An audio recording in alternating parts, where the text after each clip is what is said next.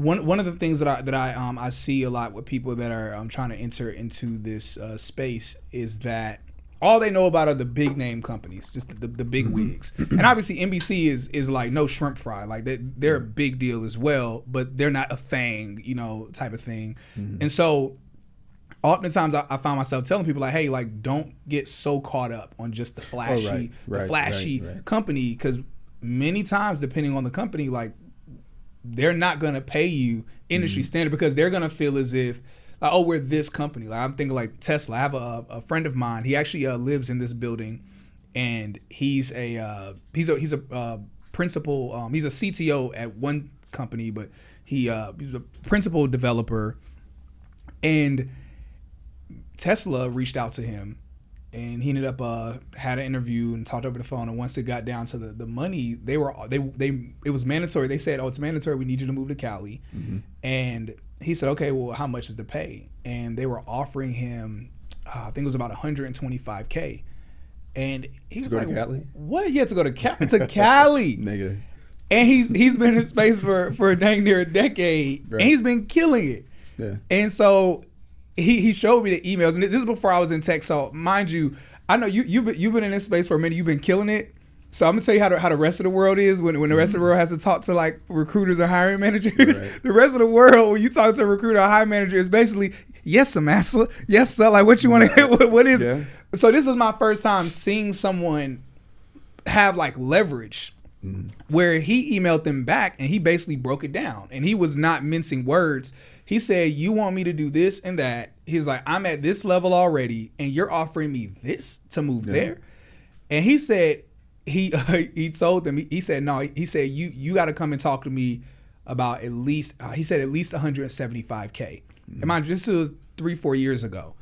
So I look at the email and I'm thinking, oh, there's no way they're going to email him back. They email him back and they mention like, oh, well, we'd really love to have you. This is a great opportunity for you to work at Tesla. Tesla's doing amazing things and this will look great on your resume, all the talking points. He responds back and says, I just raise it higher.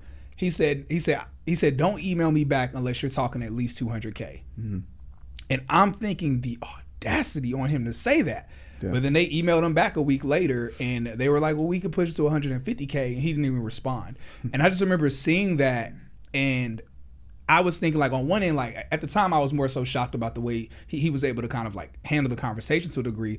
But now in hindsight, I look back at it and I'm more so kind of just blown away at how Tesla being such a successful company right now, and people argue whether they're overinflated and things like that, but realizing how they, instead of them paying him what they could afford to pay him, instead they try to find ways around it, by saying, oh, we're this big deal of a company, so we shouldn't have to pay you that much. Right. And so realizing how, man, many of these companies, not all of them, because obviously we know like companies like Netflix pays, I know they pay at least their developers a crap ton of money. I think they're one of the highest paid, like developers that work at not Amazon, but work at Netflix make, I think round about like $450,000, depending on what level that they're at. So it's okay, that's really good.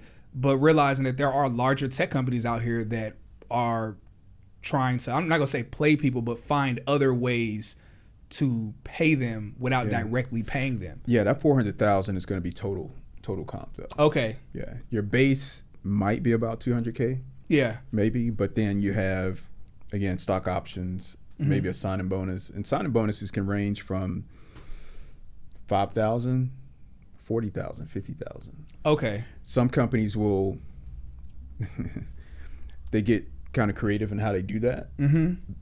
So some companies won't necessarily give you like a windfall of cash because, one, a bonus will get taxed pretty heavy, like 40%. That's true. Yeah. So to get around that, they'll kind of make it like a secondary check or income. So they'll split it up over 24 pay periods. Yeah, I had a company do that with me where they split up the bonus. And I was confused as to why they did it. I thought they were doing it as a way to make sure I stayed at the company for a certain period of time, which might be some truth to that. But two, I think I could also like see what you're saying, give us some insight with that. So it saves you a little bit on the tax side.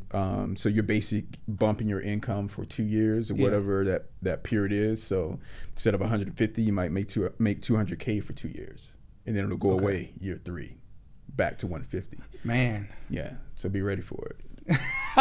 Okay. But yeah, you know, in case of companies that have the stock to throw around, you know, it's not necessarily a bad thing to have stock. You know, if a company makes a run, then, you know, your stock makes a run too. So, but yeah, I think anyone that's getting in, you know, you want to see what the market's doing. It's okay to take a little less, depending on the role, the company, because that exposure experience can mean more. Yeah, that does matter. You know, down the road. So it's not necessarily a bad thing, but you just gotta, you know, put in your time a little bit.